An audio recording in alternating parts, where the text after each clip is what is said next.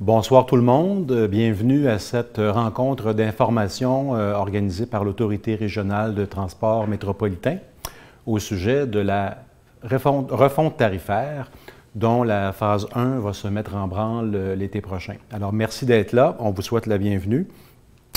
Et je me présente, Michel Lemay, directeur exécutif Affaires publiques, marketing et expérience client.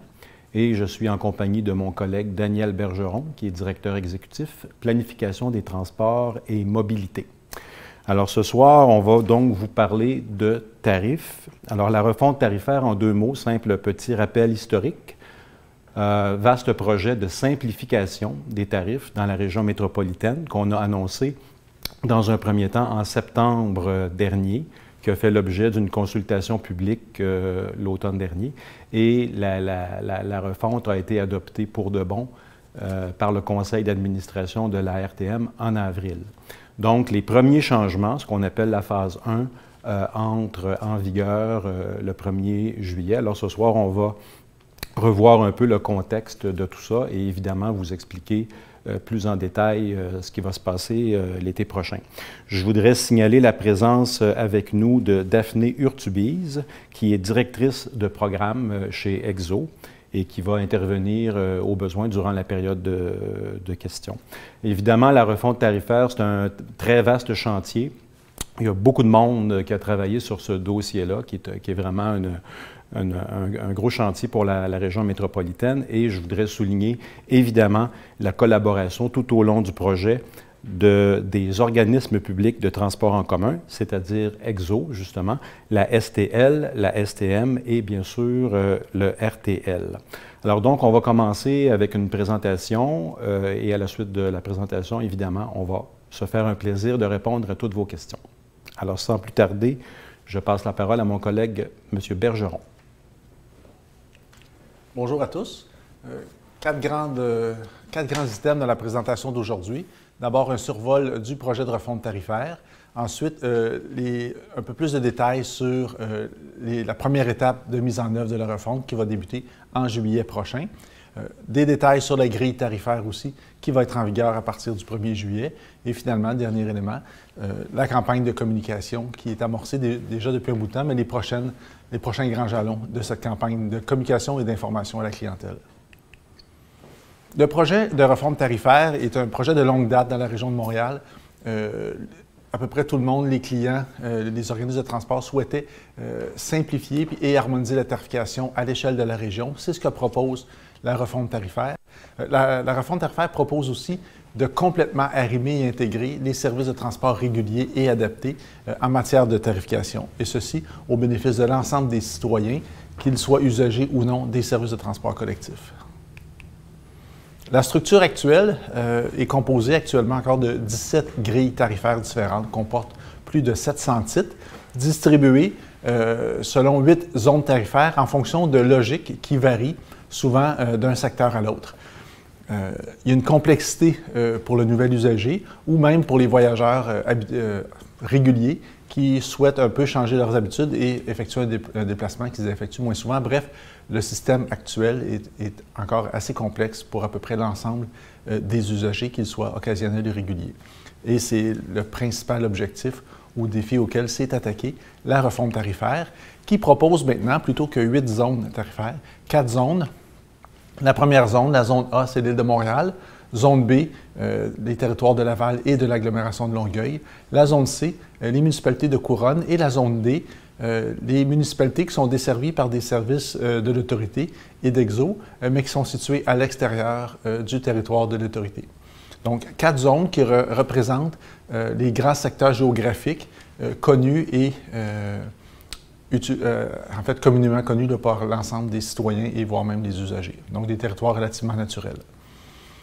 Deux déclinaisons de titres à l'intérieur de ces zones-là. D'abord, les tarifs tout mode qui permettent, à l'intérieur d'une zone ou entre les zones, donc avec un seul tarif, d'utiliser tous les modes disponibles, que ce soit par autobus, par train, par métro, bientôt par REM, par transport adapté. Bref, un seul titre, tous les modes, à l'intérieur d'une zone donnée ou entre les zones. En parallèle, un tarif bus partout qui, pour les gens qui font des déplacements plus courts, des fois qui peuvent chevaucher le territoire de 2 zones, mais qui n'utilisent que l'autobus, Le bus partout, un seul tarif, tous les bus de l'ensemble du territoire. Donc, a priori, les 85 pages de tarifs actuels qui décrivent les 700 titres différents se résument maintenant en une petite centaine de titres à terme qui se déclinent sous des tarifs tout mode et des tarifs bus partout à travers les 4 zones tarifaires que je viens de présenter. Principal bénéfice de tout ça, je l'ai mentionné en introduction, un système tarifaire plus simple pour tous, à la fois les clients réguliers, les clients occasionnels, voire même les nouveaux usagers qui n'ont jamais utilisé le système et qui, pour la première fois, souhaitent utiliser. Donc, une approche beaucoup simplifiée de la tarification. Cohérence complète entre tous les secteurs et tous les modes de la région et sans perte de revenus tarifaires puisque on est allé, pour établir les tarifs bus partout ou tout mode dans les zones, on a utilisé les tarifs moyens qui prévalent actuellement.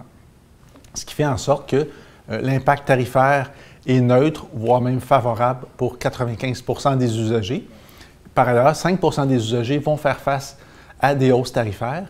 Hausses tarifaires, par contre, qui s'expliquent par l'accès à davantage de services, le REM par exemple, ou davantage de territoires dans le territoire des couronnes, plutôt que d'être restreints dans une seule municipalité pour se déplacer.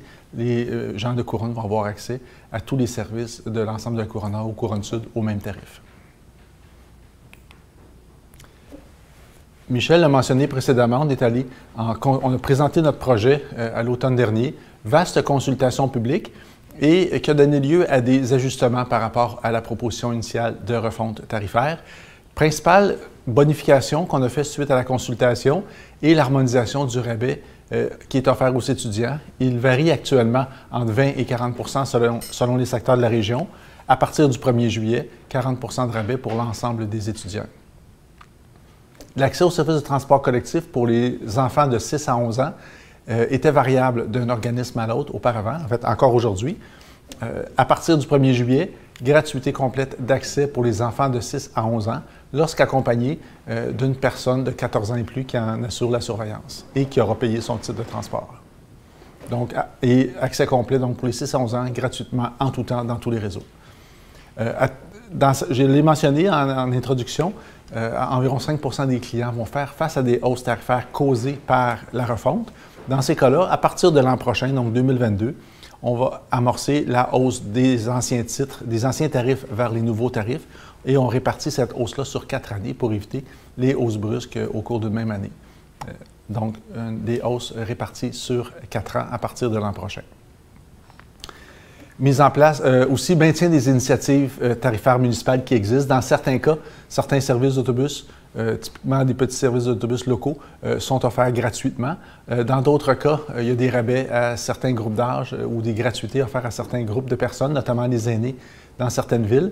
Dans ces cas-là, les tarifs, les initiatives tarifaires vont être maintenues telles qu'aujourd'hui.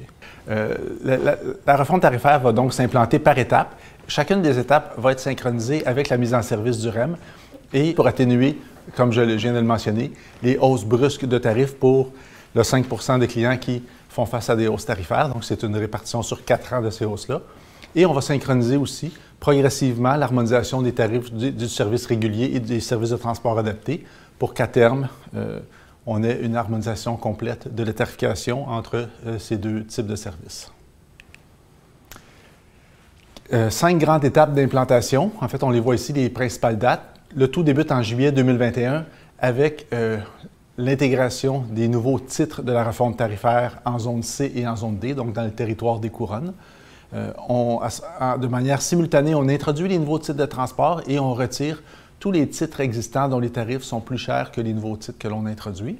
On va par ailleurs maintenir les titres existants dont les tarifs sont inférieurs et on va commencer à retirer les titres existants, ces fameux titres-là, à partir de l'an prochain, en haussant progressivement leurs tarifs sur 4 ans pour qu'à terme, ils atteignent le niveau cible tarifaire souhaité.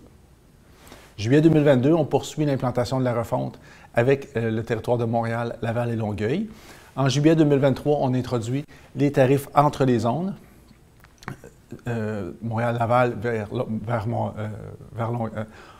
Longueuil et Laval vers Montréal, Longueuil et Laval vers le territoire des Couronnes et vers le territoire de la zone D aussi.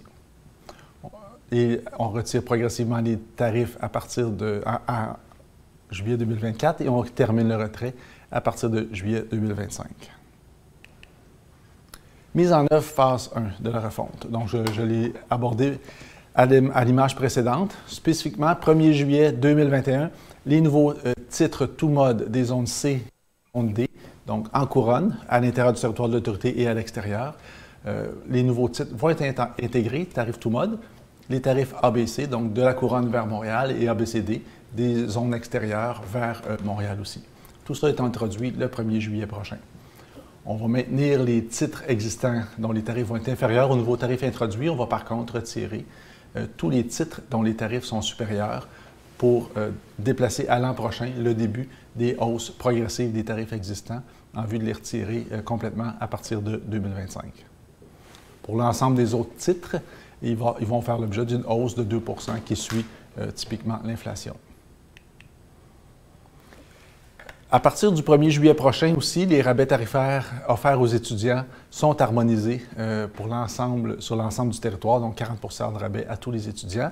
Et la gratuité d'accès, je l'ai mentionné précédemment, va être aussi offerte dans tous les réseaux de toutes les municipalités à partir du 1er juillet pour les 6 à 11 ans, lorsqu'ils seront accompagnés d'une personne de 14 ans qui en assumera la surveillance et qui aura quitté son droit de passage.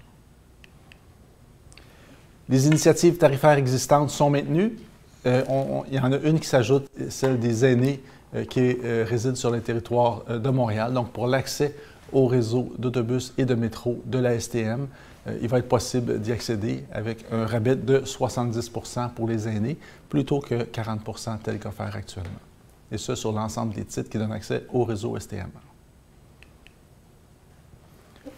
Autre particularité, la municipalité de Saint-Bruno-de-Montarville, qui est aujourd'hui en zone 5, donc tarifée de même façon que les municipalités de couronne, bascule dans une tarification de zone 3, donc qui est celle de l'agglomération de Longueuil.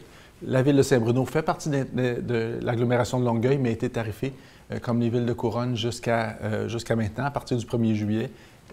En termes de transport collectif, elle intègre pleinement le territoire de l'agglomération à partir donc du 1er juillet prochain. Ce qui nous amène à une grille tarifaire des tarifs tout mode en zone C et en zone D. Pour un tarif mensuel, par exemple, 102 $ par mois pour le tarif régulier. À ce prix, on peut se déplacer partout en intérieur du territoire de la Couronne Nord ou de la Couronne Sud, peu importe les services utilisés, que ce soit des services du secteur des Moulins, l'Assomption, Boisbriand, ou encore Saint-Eustache, donc une pleine mobilité des gens à 102 $ à l'intérieur de l'ensemble de la Couronne Nord. Même chose pour la Couronne Sud. Donc, d'un secteur à l'autre de la Couronne Sud, il va être possible de se déplacer avec le tarif tout mode à 102 $ pour un exemple de tarif mensuel, mais le tarif au passage, donc en paiement comptant, 3,50 $. Et vous voyez à l'écran la déclinaison des différents tarifs, à la fois pour le transport régulier et le transport adapté. Donc, pleine harmonisation. Il va être possible aussi de se déplacer entre la zone C des couronnes vers Montréal, qui est en zone A avec les tarifs multizones ABC, à un tarif qui est actuellement arrimé au tarif que les gens connaissent avec la tram 5 aujourd'hui, donc un tarif typique de 180 $ par mois ou une particularité, 8,75 $ pour un tarif un passage de la zone C à la zone A, tarif qui n'existe pas actuellement. Pour faire une comparaison, je le mentionnais, le tout mode ABC remplace l'ancienne tram 5, donc vous voyez l'indexation de 2 % qui s'applique. Donc, même chose pour la tout mode ABCD qui remplace le tarif de l'ancienne tram 7 pour ceux qui l'utilisent actuellement. Beaucoup de changements en vue d'un système beaucoup plus simple qu'actuellement, mais qui interpelle quand même plusieurs éléments à communiquer, dont Michel va vous faire part à l'instant. Oui. Alors évidemment, à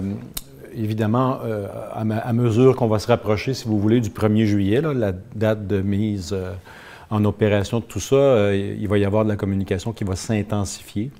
Mais ce qui est important ce soir de retenir, dans le fond, c'est que si vous voulez de l'information sur la refonte tarifaire et sur les grilles tarifaires, le meilleur endroit où aller, c'est le site web de l'autorité, donc artm.québec. Et là, vous allez vraiment trouver tout ce qu'il vous faut. Alors, je vais juste prendre quelques minutes pour vous donner juste un aperçu de ce que vous pouvez retrouver sur le site. Alors, un rappel de ce que Daniel vient d'expliquer, c'est-à-dire, entre autres, les 4 zones, comme vous le voyez ici. Le rappel également des grands principes derrière la refonte. La section qui peut-être sera la plus intéressante pour vous, vous allez trouver assez facilement sur le site des menus déroulants qui vous permettent de, si vous voulez, cibler l'information dont vous avez besoin. Alors, vous simplement, vous trouvez votre localité et on va vous, rapidement, là, dans la fenêtre de droite que vous voyez, on vous donne les principaux changements, les principales caractéristiques de ce qui vous touche directement. Ceci dit, sur le site, évidemment, vous avez également la grille tarifaire complète, là, si le cœur vous en dit. Vous pouvez comprendre, dans le fond, l'ensemble de l'écosystème tarifaire qui va se mettre en branle le 1er juillet. Alors, n'hésitez pas.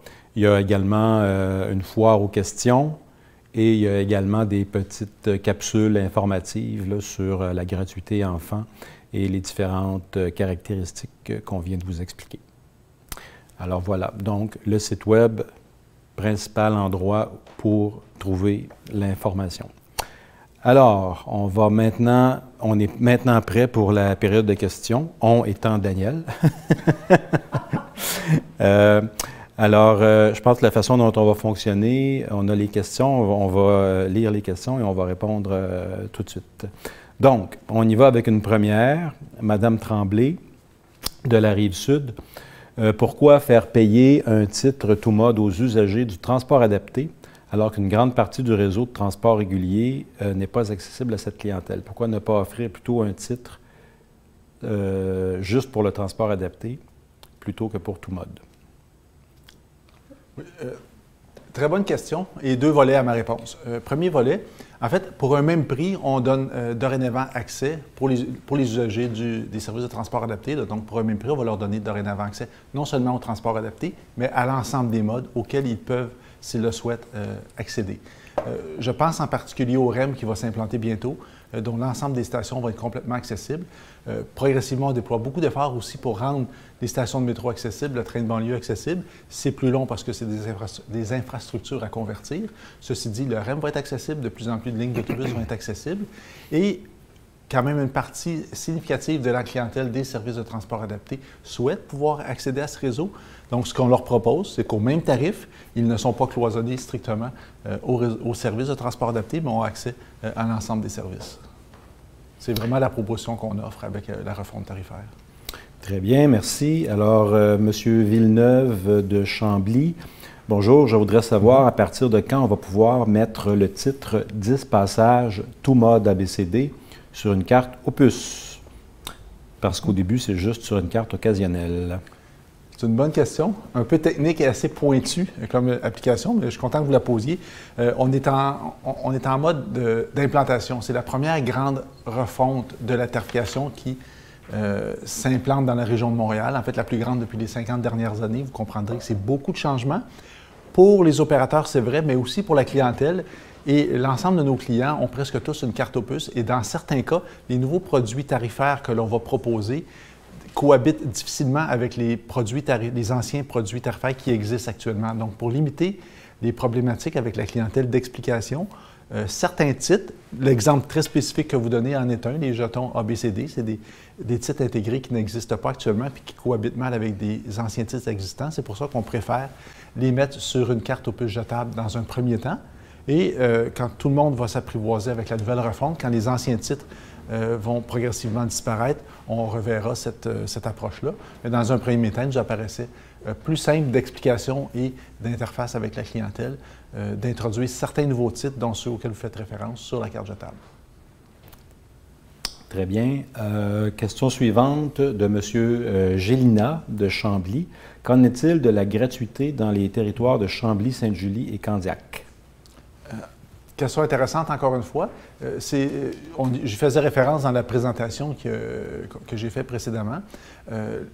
Certaines initiatives, dont celle que vous parlez, ont été mises en place, sont conservées, donc vont demeurer avec la refonte tarifaire, jusqu'à ce que les municipalités qui sont porteuses de ces initiatives-là, jusqu'à ce qu'elles le souhaitent. Donc, c'est vraiment selon les volontés municipales qu'on leur maintient ces initiatives-là.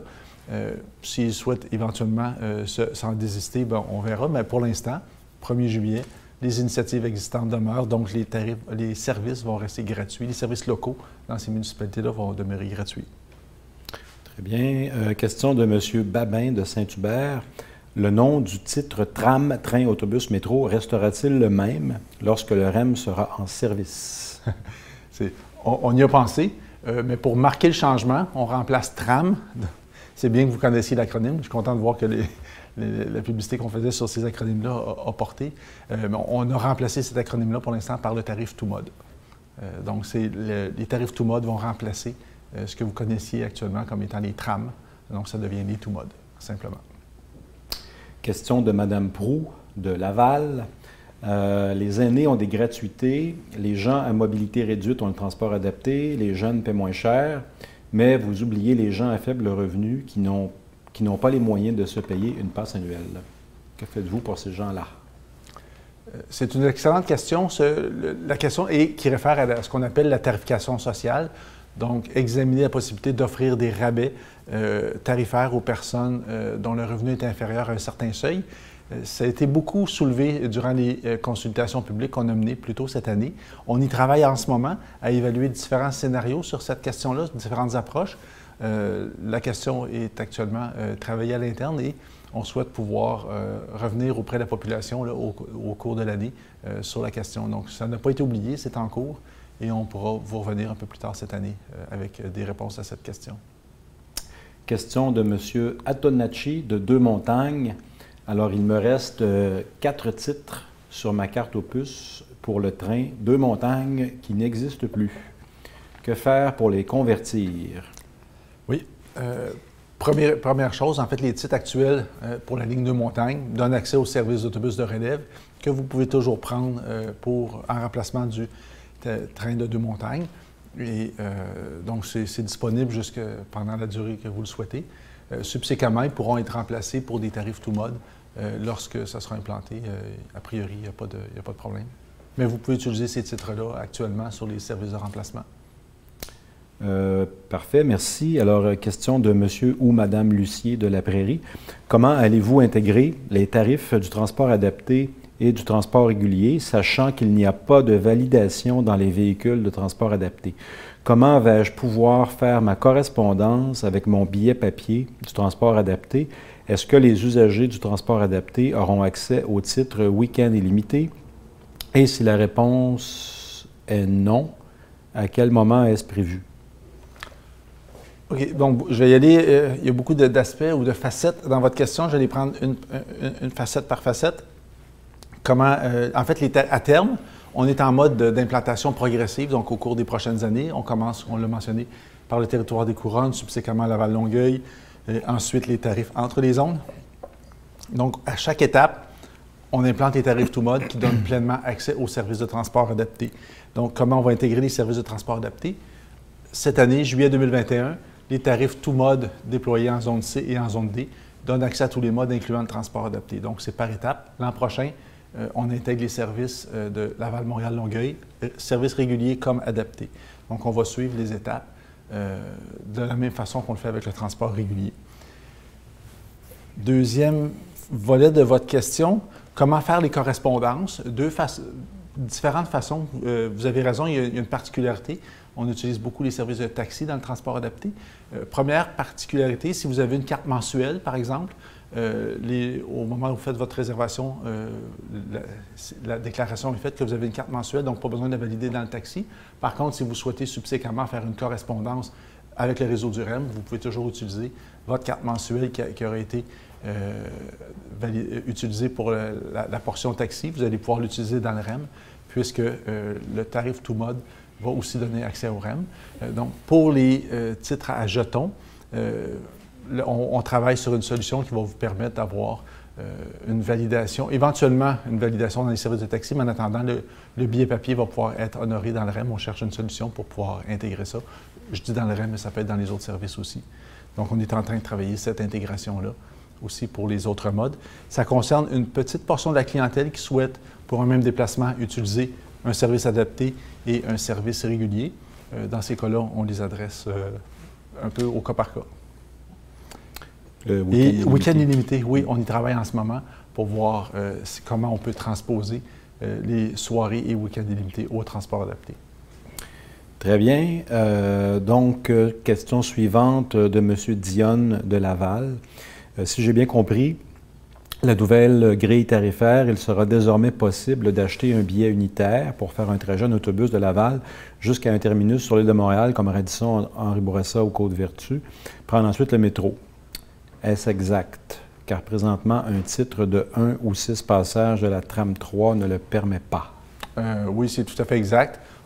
Au fur et à mesure du déploiement, en juillet 2022, juillet 2023, dans à travers les différentes zones, il va y avoir à la fois les tarifs mensuels qui existent aujourd'hui, mais des déclinaisons en paiement comptant et en carnet de billets. Tout à fait, c'est des titres qui n'existent pas aujourd'hui, qui vont être dorénavant offerts avec la refonte. Question suivante. Alors, Daniel, on va voir si tu connais la grille tarifaire par cœur.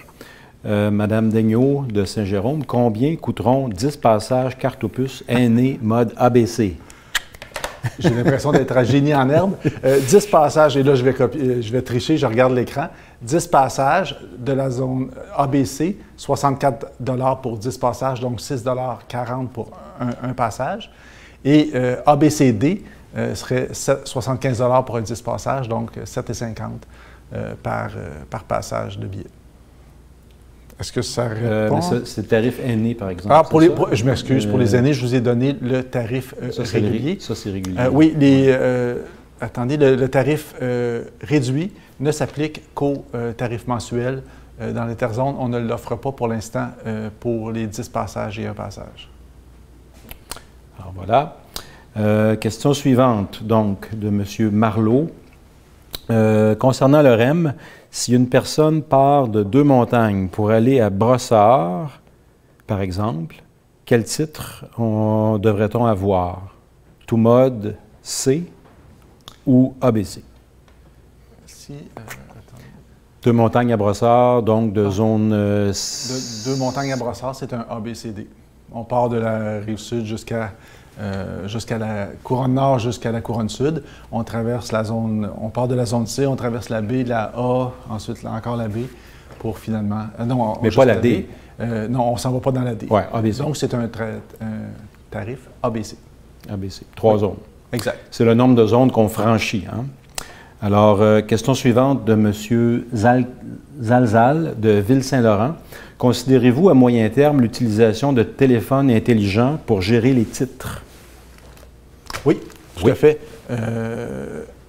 On a des expérimentations qui se font là-dessus. Ça fait partie des évolutions ou de la modernisation du système aux puces tel qu'on le connaît aujourd'hui.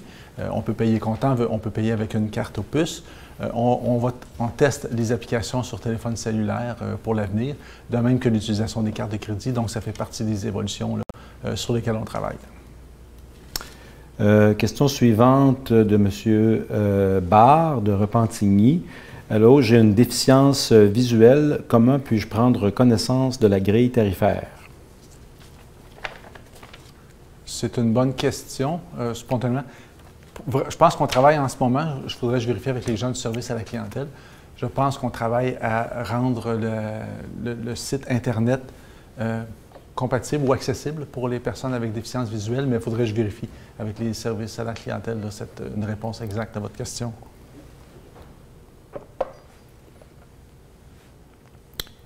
Ça ne sera pas long, on attend la question suivante.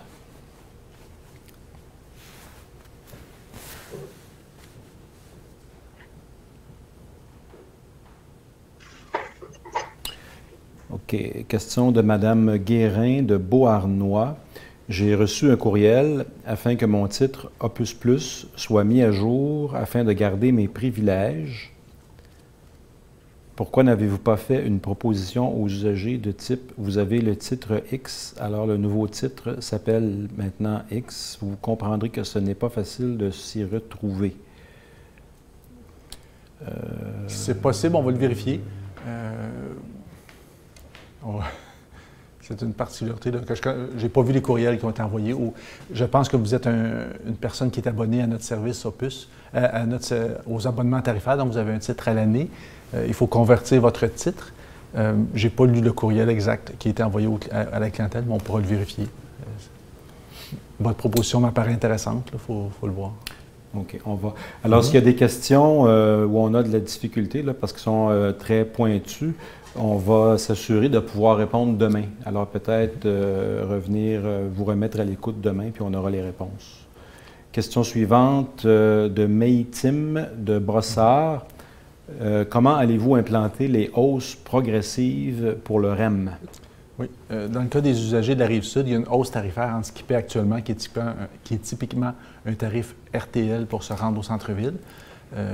Ce qui va être proposé avec la refonte tarifaire, c'est que l'usage du REM se fasse avec un tarif tout-mode, dont le tarif est plus élevé que les tarifs RTL actuels. Et l'écart entre le tarif RTL et le futur tarif tout-mode va être réparti sur 4 ans, donc 4 hausses successives d'un quart de la différence. Ça va se faire à partir de juillet 2022. Donc, on répartit l'écart tarifaire entre les tarifs bus et les tarifs REM. On les répartit sur 4 ans. OK. La question suivante, je pense que je vais donner une pause à Daniel. Là. La question de M. Bédard de Montréal.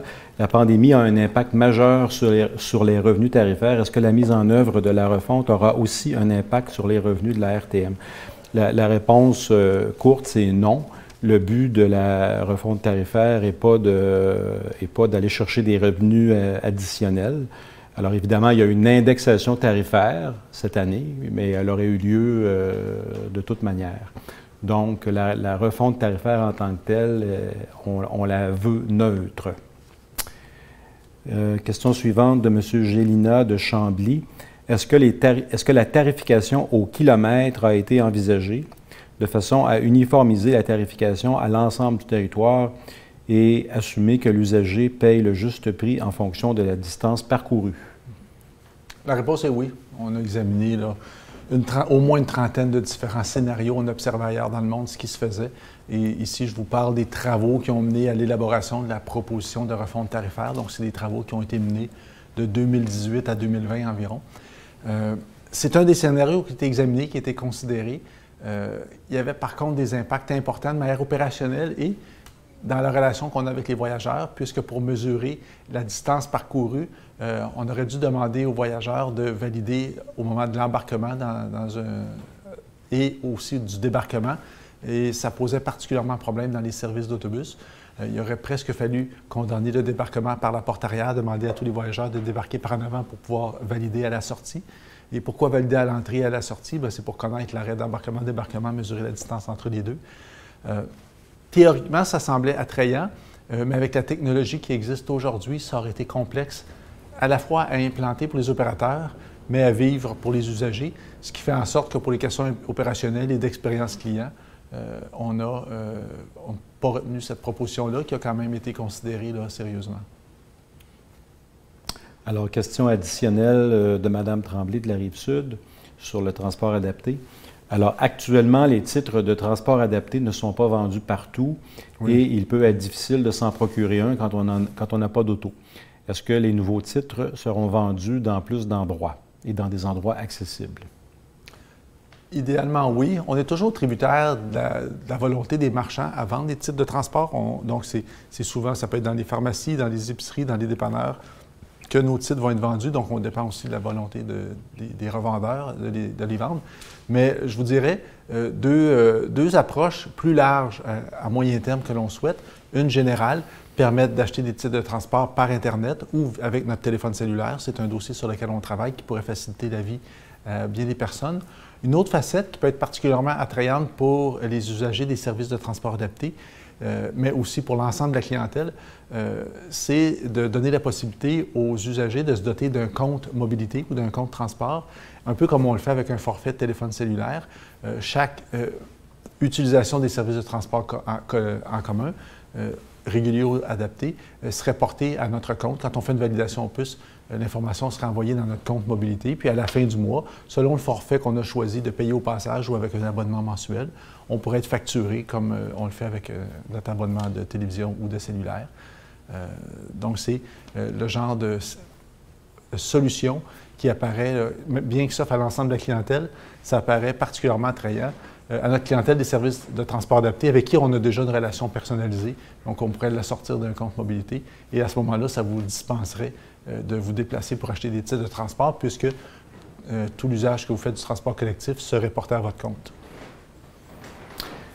Très bien. Alors, question suivante de M. Letendre de Chambly.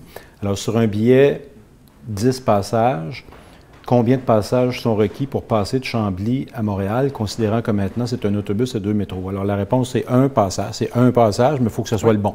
Oui, ça va être un tarif, un titre tout mode ABC. ABC. Donc un seul titre et tous les déplacements, pendant tous les modes utilisés, pendant une période typiquement de 90 ou 120 minutes, il faudrait vérifier. Très bien. Question additionnelle, question suivante plutôt de Jeanne de Chambly. Mon enfant devra bientôt se déplacer en transport adapté. Il y a beaucoup de titres. Comment avez-vous simplifié ça avec la refonte? Quel titre devra-t-il se procurer dans le secteur Chambly-Richelieu-Carignan? Un titre tout mode, ou bien un mensuel ou un passage de la zone C. S'il se déplace à l'intérieur de la couronne nord, de la couronne sud, là, dans votre cas, tout mode zone C va faire l'affaire. S'il souhaite venir vers Montréal, un tout mode zone ABC. Très bien. Alors, question de M. Bélan de Beauharnois. Alors, j'ai lu sur les commentaires sur Facebook qu'un billet pour se rendre de Beauharnois à Châteauguay va passer de 5,50 $ actuellement à 3,50 $ pour un billet simple, tout mode. Est-ce que c'est à cause de la COVID et est-ce que ça va augmenter plus tard? Vous faites partie des 95 % de clients, si ce tarif-là vous concerne personnellement, pour lequel la refonte tarifaire a un impact neutre ou favorable. Dans votre cas, c'est favorable. Donc, on harmonise dans ce cas-ci à 3,50 $ le tarif unitaire pour se déplacer à l'intérieur de la couronne sud. Donc, effectivement, c'est un tarif de la refonte tarifaire et non pas de la COVID. Là. Il n'y a pas de lien avec la COVID. Donc, ça ne va pas augmenter. Ça ne va augmenter qu'avec l'inflation. Avec l'indexation, c'est ça. Exact. Question de M. Hervé Jean de Saint-Jérôme. Pourquoi le rabais de 70 % pour les aînés ne s'applique qu'au service de la STM? C'est une initiative de la Ville de Montréal. Particulière pour cette année. On est en transition. La refonte tarifaire n'est pas implantée encore sur l'île de Montréal. Donc, pour cette année, l'initiative pour les aînés s'applique strictement au réseau STM et on est à voir l'an prochain comment la transposer avec la refonte tarifaire où on aura des tarifs tout mode de zone A sur l'île de Montréal. Donc, on va avoir une adaptation de cette initiative-là l'an prochain, mais pour l'instant, c'est offert à tous les clients de la STM qui sont âgés de plus de 65 ans et plus. Question de Valérie de Saint-Hyacinthe. Pourquoi le tarif bus partout ne sera-t-il pas disponible à Saint-Hyacinthe? Oui, le tarif bus partout est un tarif un peu privilège que l'on offre aux usagers des services de transport collectif qui se déplacent à l'intérieur des municipalités, en fait, dans les municipalités qui sont situées à l'intérieur du territoire de l'autorité. Il faut savoir que l'ensemble des municipalités qui font partie du territoire de l'autorité ont une contribution particulière là, aux services de métro, aux services de train, une contribution qui n'existe pas qui n'est pas chargée aux municipalités hors territoire. De plus, les automobilistes versent ou paient 3 cents de taxes sur l'essence et un droit d'immatriculation de 30 ou 75 $ lorsqu'ils résident sur le territoire de l'autorité, chose qui n'est pas chargée aux citoyens des municipalités hors territoire. Donc, avec l'argent que l'on perçoit des contributions additionnelles sur le territoire de l'autorité, ça nous permet d'offrir ce genre de privilège-là qui n'est pas possible quand les municipalités sont situées à l'extérieur de notre territoire. Très bien. Alors, écoutez, on a épuisé les questions. Donc, on va conclure la rencontre de ce soir. Une question additionnelle qui arrive. On va la prendre, il n'y a pas de problème. Alors, simplement, en attendant la question, peut-être juste vous rappeler que la séance de ce soir, on peut la visionner en différé en allant sur le site web de la RTM également. Puis comme je le disais tantôt, là, s'il y a il y a peut-être une ou deux questions là, où on a répondu peut-être de façon pas assez complète, demain soir, on pourra revenir sur ces questions-là. Alors, la question additionnelle vient de M. Gélina de Chambly. Est-ce qu'à moyen terme, on pourrait retrouver sur la carte Opus le paiement d'autres moyens de mobilité active comme Bixi ou même le stationnement auto? Oui, on y travaille. On peut, je pense, aujourd'hui utiliser la carte Opus comme identifiant pour Bixi. On n'a pas de, je ne pense pas qu'on ait de package tarifaire qui intègre Bixi, mais sachez que c'est quelque chose sur lequel on travaille en ce moment. Quant au stationnement auto, il faudrait y réfléchir. Il y a quelques stationnements incitatifs au transport en commun qui sont tarifés. Je pense qu'il y en a 4 dans la région de Montréal. Aujourd'hui, il n'y a pas d'intégration avec Opus. C'est une dimension qu'on peut examiner. Mais comme je le mentionnais à une question précédente d'une dame sur les services de transport adaptés, on travaille aussi à mettre en place un compte mobilité, donc accessible via la carte Opus comme moyen transactionnel. Donc, ces deux éléments-là combinés, effectivement, on pourrait considérer la tarification des quelques stationnements incitatifs qui sont actuellement tarifés, passer par le compte mobilité, de même que potentiellement des abonnements Bixi. Là, ça fait partie des dimensions qu'on examine avec ce qu'on appelle la centrale de mobilité. Là. Donc, on a un outil d'intégration, non seulement sur l'information des services de mobilité qui sont disponibles, mais aussi éventuellement des transactions de paiement ou de la gestion de compte mobilité. C'est une bonne suggestion que vous avez, on y réfléchit, on y travaille activement à ce moment-là pour l'avenir. Je vous dirais que la refonte tarifaire, on est dans la première phase d'une simplification puis d'une modernisation des services de mobilité. On souhaite en parallèle éventuellement faire évoluer la carte Opus et la centrale de mobilité pour créer un écosystème plus intégré et qui rassemble davantage de services que ce qu'on a actuellement. Alors, une autre question de Mme Tremblay de la Rive-Sud. Suite à notre réponse sur l'initiative tarifaire de la STM qui est 70 % pour les personnes âgées, qu'est-ce qui sera gardé l'an prochain pour les aînés? Actuellement, c'est gratuit dans ma municipalité pour les 65 ans et plus sur la Rive-Sud.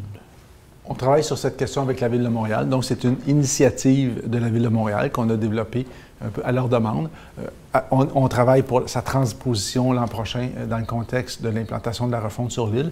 Mais encore une fois, on est vraiment en interaction avec la volonté particulière d'une ville d'ajouter ou non par rapport aux rabais qui sont consentis à l'ensemble. Donc, on a un rabais de référence pour les aînés, je prends cet exemple-là, de 40 %. Certaines municipalités souhaitent offrir davantage de rabais, c'est leur prérogative, et on essaie d'être facilitant à cet égard. Dans votre cas, il y a une gratuité complète. Dans d'autres cas, c'est un rabais additionnel, donc on s'adapte un peu aux souhaits de chaque municipalité, tout en essayant quand même de garder un cadre cohérent pour que les usagers puissent quand même se retrouver de part et d'autre dans la région. Très bien, merci. Alors, ça épuise les questions. Alors, donc, je vous rappelle évidemment, au besoin, on répète l'exercice demain avec une séance d'information semblable. Vous pouvez visionner celle de ce soir sur notre site web. Alors, merci à Mme Urtubise qui était là en soutien. Et je vous mentionne aussi que l'Autorité régionale de transport métropolitain va tenir le 3 juin prochain, comme elle le fait une fois par année, chaque année, une séance publique de son conseil d'administration qui va être disponible, qui va être accessible en ligne, évidemment, pandémie oblige. Le cas échéant, si vous voulez, vous pouvez nous transmettre des questions qui pourront trouver leur réponse à ce moment-là. Alors, vous avez à l'écran les coordonnées pour, à la fois pour laisser une question et à la fois pour assister à l'événement. Les questions, par contre, il faudrait qu'on les reçoive avant le 31 mai à 17 h. Bon, j'espère que je n'ai rien oublié. Encore une fois, merci beaucoup d'avoir participé à la rencontre de ce soir et de vous intéresser à la refonte tarifaire. Bonne soirée.